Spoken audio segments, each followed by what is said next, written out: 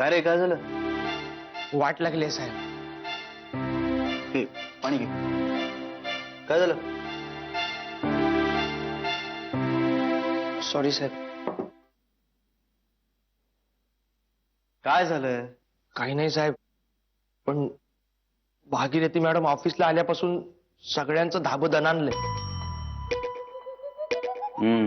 साहेब, सगळे घाबरलेले असतात, कधी नव्हे तेवढे सतर्क असतात साहेब. अरे पण मग चांगलं आहे की.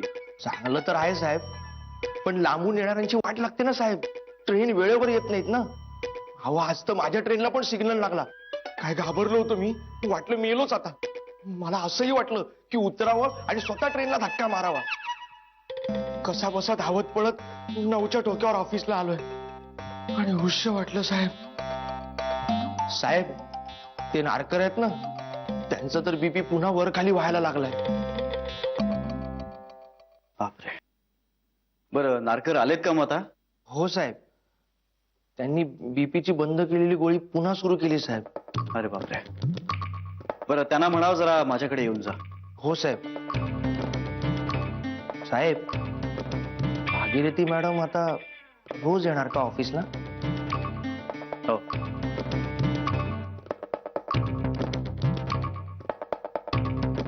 नंदन, हे बघ, भागीरथी मॅडम खूप कडक शिस्तीच्या आहेत, पण त्यांची वेळ आणि शब्द हे एकदा आपण पाळलं ना की ते आपली इतकी काळजी घेतील ना की दुसरं कोणीही आपल्यासाठी इतकं करू शकणार नाही.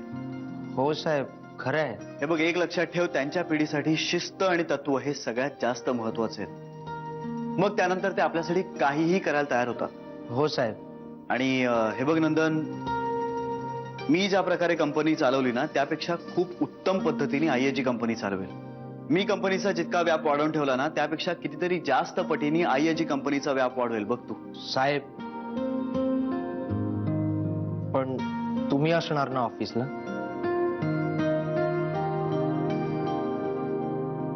श्री,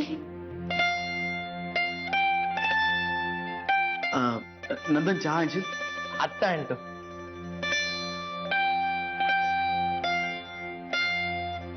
कशी आहेस? तुझ्याशिवाय करमत नाही रे घरात. बेबित्या, आय एम सॉरी, मगाशी तुझ्याशी नीट बोलता नाही आलं. नाही, ओके, मला त्याचं काही वाटत नाहीये. बरं, आज तू कशी काय ऑफिसमध्ये? तुझ्याकडे थोडं काम होतं माझं. अगं बघ, मला फोन करायचास ना, बाहेर कुठेतरी भेटलो असतो. नाही रे, ठीक आहे. बरं सांग, माझ्याकडे काय काम आहे तुझं? मुद्द्यालाच हात घालू. म्हणजे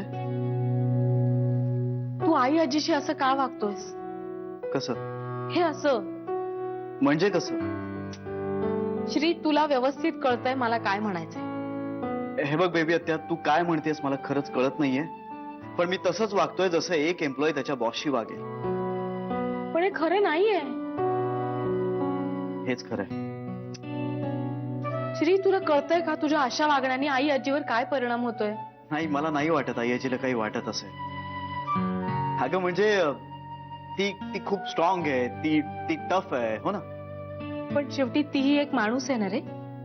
ती पण एक माणूसच आहे ना ग विभित्या. हर्ट मीही होऊ शकतो. श्री, प्लीज तुमच्यातलं हे भांडण मिटवा ना. बेबी हत्या, आता आमच्यामध्ये कुठलंही भांडण नाहीये. नाही, माझा नाहीये याच्यावर विश्वास. अगं, भांडणाला सुद्धा एक प्रेमाचा हक्क लागतो ना ग. आता आमच्यामध्ये प्रेम नाहीये, भांडणही नाहीये, आता फक्त एक कर्तव्य उरलंय. श्री, प्रेम असं कधी नष्ट होतं का रे? होतं असंच म्हणायला हवं आता. श्री, म्हणजे उद्या तू आमच्याशी असंच वागणार ना?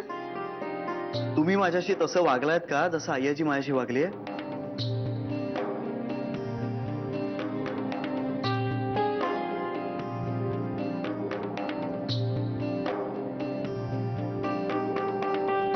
हेच सांगायला आली होतीस का? नाही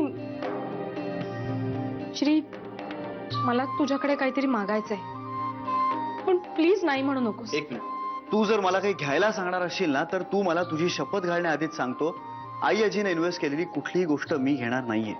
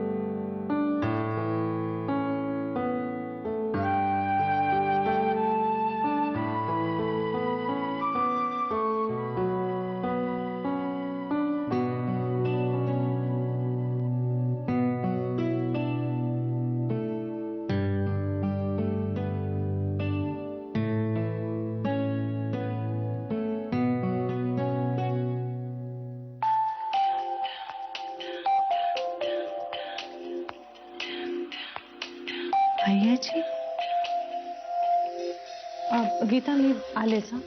ओके. हॅलो. हॅलो मी आय्याजी बोलतेय. तुमचा नंबर आहे माझ्या फोनमध्ये. कसा काय? घेऊन ठेवला होता मी श्रीकडून, इन केस ऑफ इमर्जन्सी. तुमच्याकडे माझा नंबर कसा आला? तू घरात आलीस तेव्हाच माझ्या फोनवर तुझा नंबर आला. In case of emergency.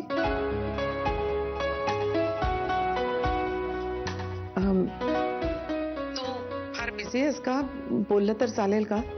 नाही, बिझी नाहीये, बोला ना. हो पण पर्सनल कॉल्स घ्यायची परवानगी असते ना तुमच्या बँकमध्ये? हो. नाही म्हणजे माझं काम महत्वाचं नाहीये, फक्त तू अडचणीत यायला नकोस. तसं नाही होणार याची. म्हणजे माझं तुझ्याकडे असं काम होतं की मला हे कम्प्युटर आणि सगळ्या गोष्टी जरा लवकर शिकून घ्यायच्या होत्या. हो हो, चालेल ना. तुझ्या नवऱ्याला वाटतंय की त्यालाच येतं सगळं काही, ह्या म्हातारीला काय येणार आहे? मला त्याला दाखवून द्यायचंय असं काही नाहीये.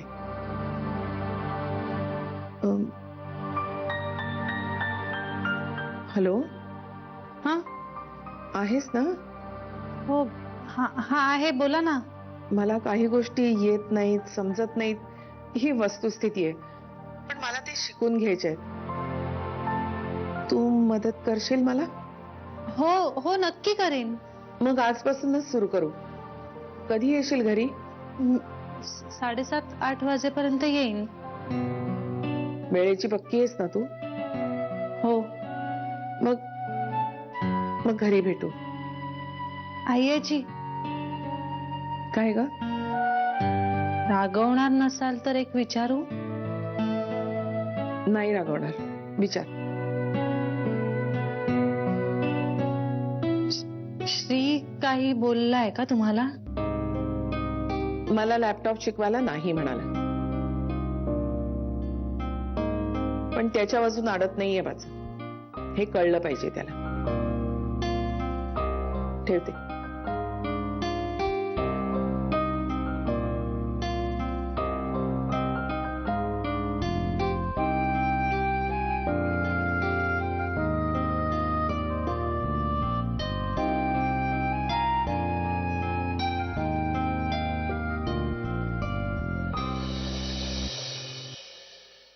नाही म्हणाला तो.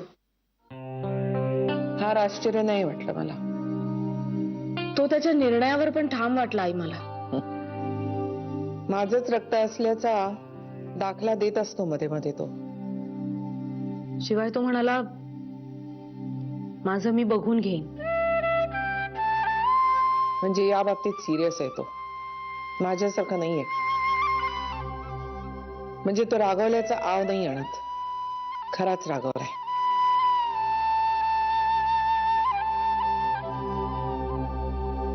तुझ्या गप्पा राहण्यामध्येच मला उत्तर मिळालंय. आता काय करायचं आई? आता आपण काहीच नाही करायचं. आई निदान तू तरी माघार घे ना ग. म्हणजे काय करू? त्याचे पाय धरू, त्याचे विंडवण्या करू, की ऑफिस सोडू नकोस, घरी परत ये? तसं नाही म्हणते मी. आणि एवढं करून तो परत येईल असं वाटतंय तुला? मला नाही माहिती. नाही येणार तो. मी सांगते तुला, नाही येणार तो. असं का वाटतंय पण तुला आई? त्याच्या आत्ताच्या वागण्यावरून असं वाटतंय की त्याला जायचंच होतं. आधीपासूनच ठरलंय त्याचं. कणभरही दुःख नाहीये त्याच्या चेहऱ्यावर. आई तू कदाचित दाखवत नसे. मला दिसतंय ते. त्याचं मन समजायला मला एक क्षणही पुरतो. खुश दिसतोय तो. काहीतरी ठरवल्यासारखं घडतंय याचा आनंद आहे त्याच्या चेहऱ्यावर. राहू दे त्याला आनंदी.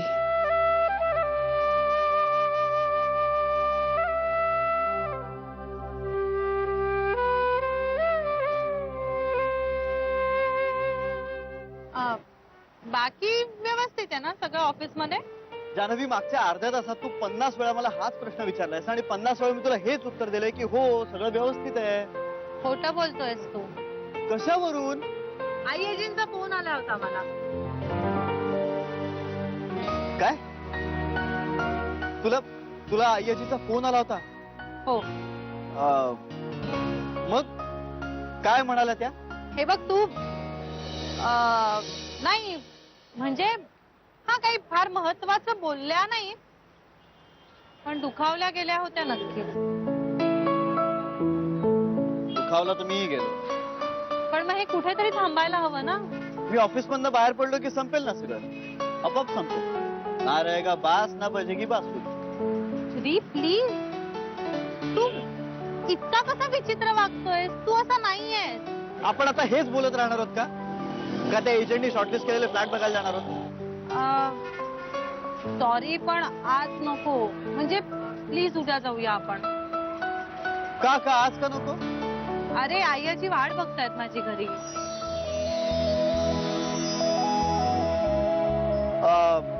मग जाशील की घरी? एवढं काय, जाशील ना? नाही, मला वेळेत घरी पोहोचायचंय. मला दुखवायचं नाहीये त्यांना. अच्छा, म्हणजे मी त्यांना दुखावतोय का? अरे तसं नाही म्हणायचं रे मला. मग कसं म्हणायचं? तू त्यांना शिकवलं का नाही? लॅपटॉप मधलं त्यांना काही कळतं का? त्या किती गोंधळून जातात. तुला काय झालं होतं शिकवायला?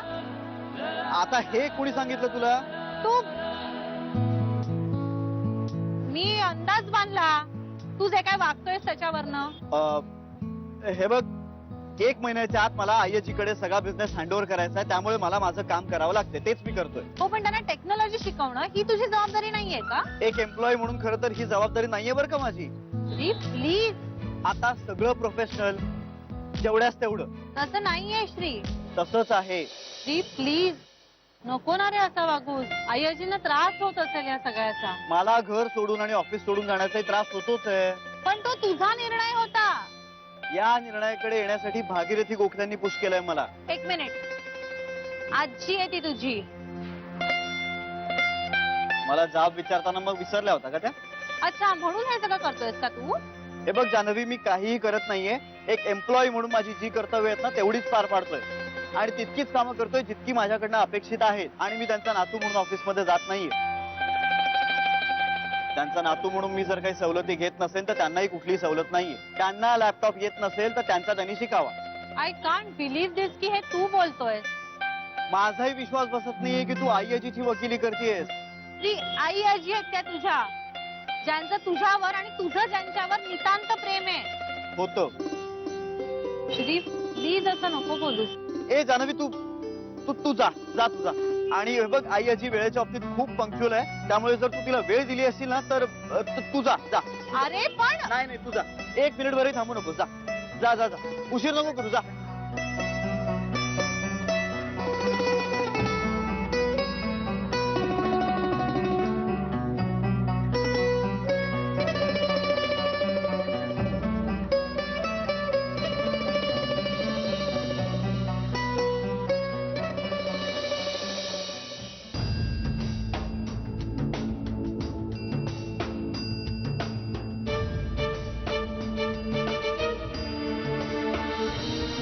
मिसेस गोखले गाडीनं आणि मिस्टर गोखले बसनं. हे कसं काय झालं? अहो, पिंट्या आला का?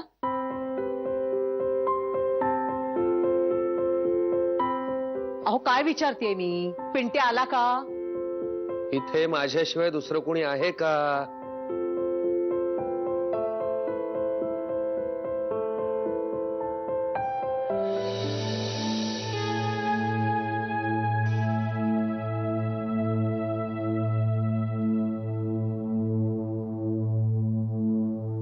काय रे, आलास? काय झालं? मिळाली नोकरी? पगार किती मिळणार आहे सांग? जरा पाणी आणून दे त्याला, बाहेरून दमून आलाय तो. देते हो. आधी नोकरी मिळाली की नाही ते नको विचारायला. अरे काय झालं? अरे बोल ना, काहीतरी सांग ना. नाही मिळाली नोकरी.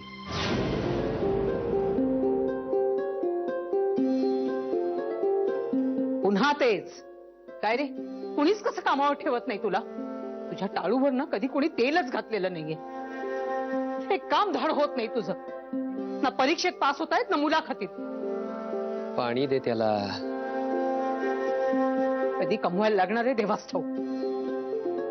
कला, तुला सांगितलेलं कळतं का? पाणी आणून दे त्याला. हो,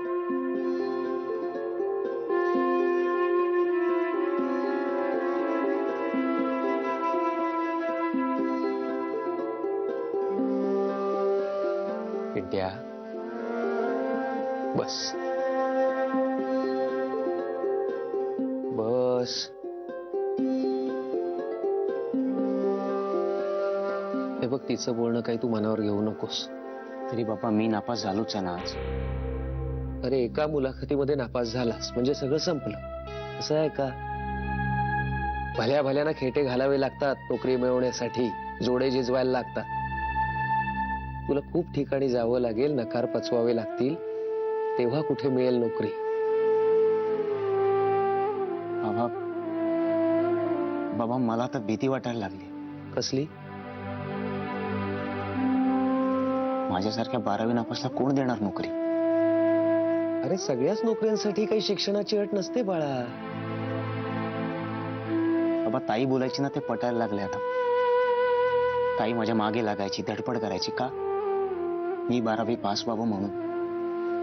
बाबा तेव्हाच ताईचं ऐकलं असतं ना तर आजही भोगावंच लागलं नसतं मला. चला, उशिरा का होईना तुला तिचं म्हणणं पटलंय ना, मग झालं तर.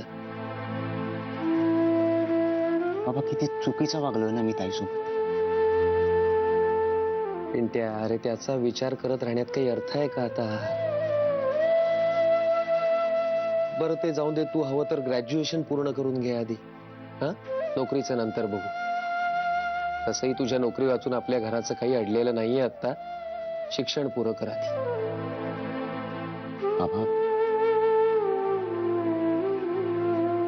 बाबा ताईचं खूप नुकसान केलं का हो मी?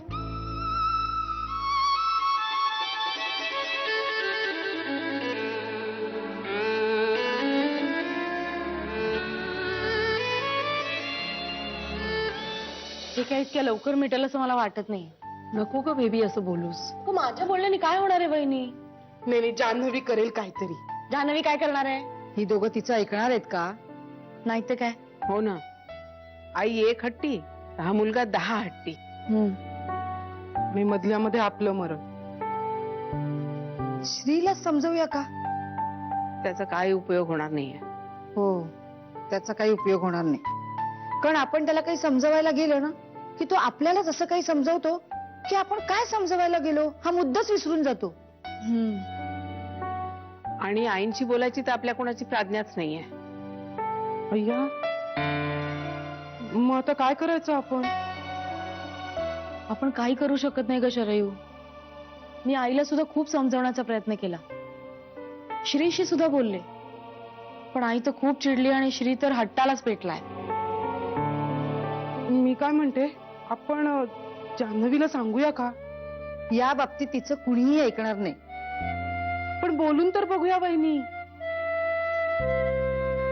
हा, तिच्याशी बोललं ना की मलाही असं हलकं वाटतं. आणि ना ती सगळं सोपं करून सांगते. म्हणजे ना मुळात ती काय बोलत असते हे कळतं मला पण. ठीक आहे, तुम्हाला बोलायचं असेल तर बोलून बघा तिच्याशी. पण आईशी कुणीही या विषयावर काहीही बोलायचं नाही. श्री आईशी जे काही वागलाय ना त्यांनी खूप दुखावली गेली ती. म्हणजे असं काय केलं श्रीनी? तो हल्ली खूप विचित्र वागायला लागलाय ग वहिनी. अरे देवा, आता काय केलं त्याने? म्हणजे नाही, तर तुम्हाला सांगायला काही हरकत नाही, पण प्लीज हे कुणाकडे काही बोलू नका. हं? श्री हॉटेलवर राहतोय ना, ते आईला आवडलं नाहीये. आईचं असं म्हणणं आहे की आपण इन्व्हेस्टमेंट म्हणून पॉश एरियामध्ये फ्लॅट बुक केलेत ना, त्यातल्या कुठल्या तरी फ्लॅटवर त्यांनी जाऊन राहावं. पण मग हा काय म्हणाला? नाही म्हणाला ना तो. नाही म्हणाला का? ह्या पोराचं डोकं ना तिरपागडत चालतं नेहमी. बेबी वंस, आई चिडल्या का हो? नाराज झाली. पण मग आईनीच बोलायचं ना श्रीशी. तोच तर प्रॉब्लेम आहे ना वहिनी. श्रीनी हॉटेलमध्ये न राहता एखादा फ्लॅटवर राहावं अशी आईची इच्छा आहे, हे त्याला कळतं का म्हणे? अवघडच होऊन बसलंय बाई सगळं. आता कोण समजावणार या दोघांना? आता हे दोघं एकमेकांची पूर्वीसारखं वागणं अवघडच नाही, मला तर अशक्यच वाटतंय. नाही नाही, होईल ना काहीतरी, यातून काहीतरी मार्ग निघेल. I hope so. पण मी हे तुम्हाला सांगितलं हे प्लीज आईला कळता का नाही, नाही तर ती खूप चिडेल माझ्यावर. मला राहवलं नाही ना म्हणून मी सांगितलं तुम्हाला तिघींना. नाही सांगणार, नाही सांगणार. आईना काहीही सांगायचं नाही. आईना चला स्वयंपाकाला लागूया. आईना काय चल स्वयंपाकाला लागूया.